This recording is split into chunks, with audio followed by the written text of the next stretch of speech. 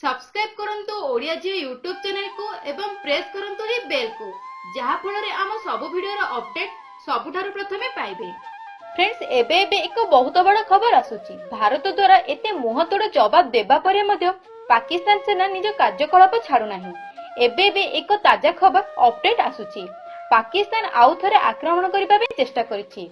भारतीय वायुसेना मध्य एबे हाई अलर्ट रे अछंती। साधारणतः वायुसेना द्वारा करा जायतिबा बाघा बॉर्डर रे एयर स्ट्राइक रे पाकिस्तान टेंशन होई जायछि।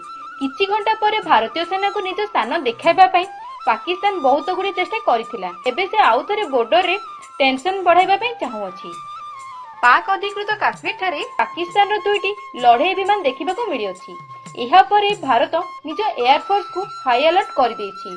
गत राति भारतीय एयर डिफेंस लीडर दुईटी पाकिस्तान एयर फोर्स विमान देखिथिले। एबे सब एयर डिफेंस को हाई अलर्ट रे रखा जायछि।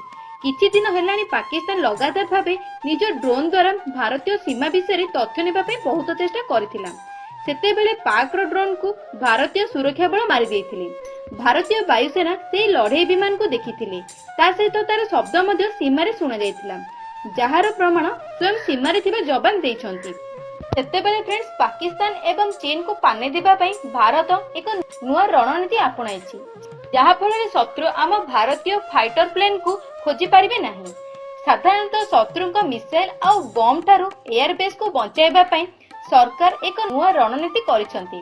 सरकार वायुसेना को चीन आ पाकिस्तान सीमा पाखरे 110टी एपरि जगह बनैबा पे मंजूरी देइछंती। आ सरकारी एजेंसी कहिसंती केंद्र सरकार प्रायतः 110टी ठिकाना निर्माण करिबा पई परियोजना को मंजूरी देइछंती, जाकि फाइटर प्लेन को शत्रुंक मिसाइल आ बम ठारू बचाई पारिबो।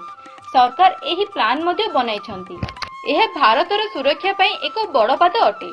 जदि फ्रेंड्स आमर खास वीडियो आपको पसंद आसला तेज लाइक निश्चय भाव में करंतु। ता सहित अधिक शेयर करी समस्त को जनांतु। एवं फ्रेंड्स जदि आपण पर्यंत आम चैनल को सब्सक्राइब करना तेज वीडियो तले red colour subscribe button click कर आम चैनल सहित जोड़ी हो जातु। धन्यवाद फ्रेंड्स।